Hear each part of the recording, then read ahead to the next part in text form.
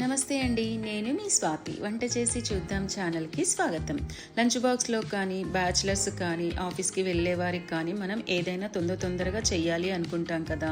ఇలా quick and ఈజీగా vegetable biryani ఎలా తయారు చేసుకోవాలో చూద్దాం.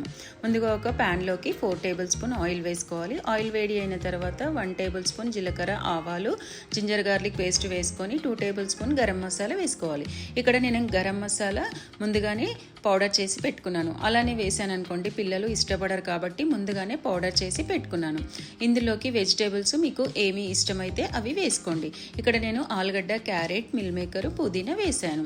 పుదీనా వేయడం వల్ల మనకు ఆ ఫ్లేవర్ అనేది చాలా బాగుంటుంది బిర్యానీకి. ఇక్కడ 4 గ్లాసుల వాటర్ తీసుకుంటున్నాను, ఎందుకంటే 2 గ్లాసుల బియ్యం తీసుకున్నాను కాబట్టి 4 గ్లాసుల వాటర్ తీసుకుంటున్నాను.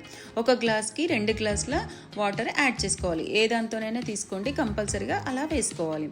టేస్ట్కి సరిపడా ఉప్పు వేసుకొని ముందుగానే నానబెట్టుకున్న 1 గంట పాటు నానబెట్టుకున్న బాస్మతి కానీ నార్మల్ బియ్యం కానీ ఏదైనా ఇందులో వేసుకోవాలి.